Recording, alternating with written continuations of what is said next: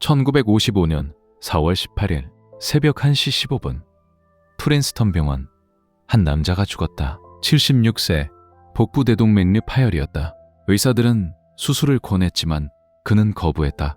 인위적으로 생명을 연장하는 건 취향이 아니다. 내 몫은 했다. 이제 갈 때다.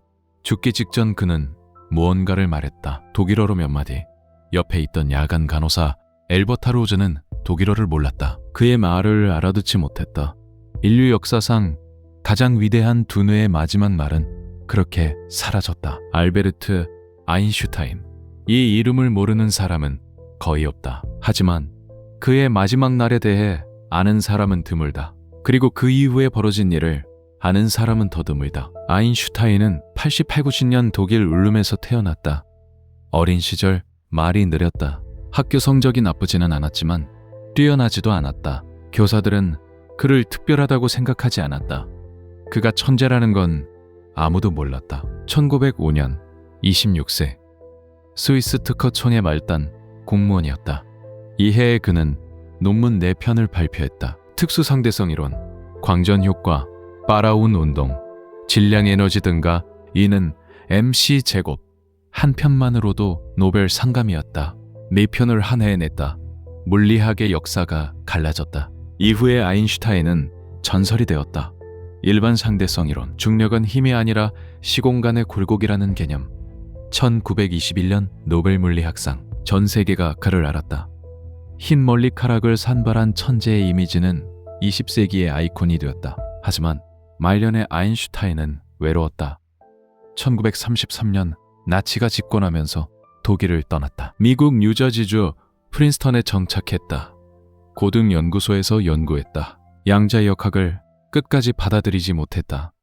신은 주사위를 던지지 않는다고 고집했다. 물리학의 주류는 양자역학 쪽으로 갔다. 아인슈타인은 점점 고립되었다. 매일 머서 스트리트 120번지에서 연구소까지 걸어갔다. 양말을 신지 않았다. 구겨진 스웨터를 입었다. 사람들이 길에서 인사하면 고개를 끄덕였지만 대부분의 시간을 혼자 보냈다. 그리고 1955년 4월 복부에서 대동맥류가 터졌다. 프린스턴 병원으로 옮겨졌다. 의사가 수술을 권했다. 아인슈타인은 거부했다.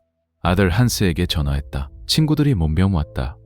그는 침대에서도 통일장 이론의 수식을 쓰고 있었다. 마지막까지 풀리지 않는 문제를 풀려고 했다. 4월 18일 새벽 간호사 엘버타 로즈가 근무 중이었다. 아인슈타인이 독일어로 무언가를 말했다. 로저는 못 알아들었다. 직후 그는 숨을 거뒀다. 당신이라면 그 순간 뭘 느꼈겠는가? 역사상 가장 위대한 천재의 마지막 말을 들었는데 무슨 뜻인지 모른다는 것. 그 무게를 간호사 로저는 평생 안고 살았을 것이다. 그런데 이야기는 여기서 끝나지 않는다. 여기서부터가 진짜 이상한 부분이다. 아인슈타인이 죽은 지 몇 시간 후 프린스턴 병원의 병리학자 토마스 하비가 부검을 실시했다. 그리고 허락 없이 아인슈타인의 뇌를 적출했다. 가족은 동의한 적이 없었다. 아인슈타인 본인도 유언에서 시신을 화장해달라고 했다. 뇌를 보존해달라는 말은 없었다. 하비는 뇌를 꺼냈다. 포르말린에 보존했다. 미박 3개의 조각으로 잘라서 슬라이드 표본을 만들었다. 하비는 과학을 위해서라고 주장했다. 하지만 그 뇌를 학술기관에 넘기지 않았다. 자기가 가져갔다. 유리병에 담아서 자기 사무실에 보관했다. 이후 하비는 프린스턴 병원에서 해고되었다. 아내와 이혼했다. 캔자스로 이사했다. 뇌는 그와 함께 이동했다. 골판지 상자 안 사과주 병 2개 나눠 담긴 채로 트렁크에 실려 미국 곳곳을 떠돌았다. 40년 동안. 1990년대에 몇몇 신경과학자들이 하비에게서 뇌 조각을 받아 연구했다. 결과는 흥미로웠지만 결정적이지 않았다. 두정엽이 평균보다 15% 넓었다. 실비우스 열구의 형태가 독특했다. 신경교세포의 비율이 높았다. 하지만 이것이 천재성의 원인인지 결과인지는 알 수 없었다. 결국 1998년 하비는 뇌를 프린스턴 병원에 돌려줬다. 아인슈타인이 죽은 지 43년 만이었다. 하비는 207년에 죽었다. 여기서 2가지 질문이 남는다. 하나, 아인슈타인의 마지막 말은 무엇이었을까? 독일어를 아는 사람이 옆에 있었다면 우리는 그것을 알 수 있었다. 이는 MC 제곱을 만든 두뇌가 마지막으로 생각한 것.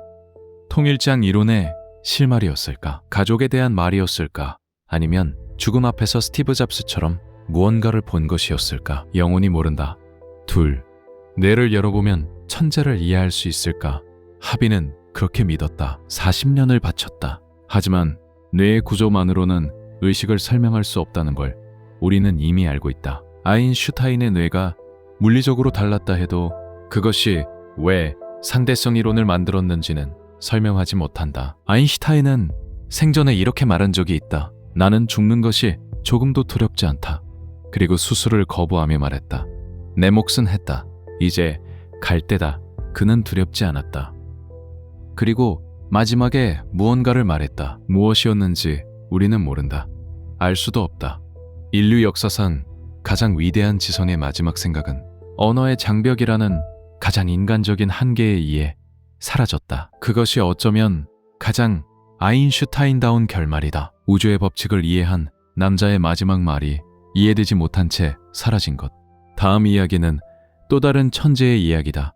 하지만 이 천재의 결말은 평화롭지 않다. 교류전기, 라디오, 리모컨, 현대 문명의 절반을 발명한 남자가 뉴욕의 호텔방에서 비둘기를 키우며 홀로 죽었다. 니콜라 테슬라.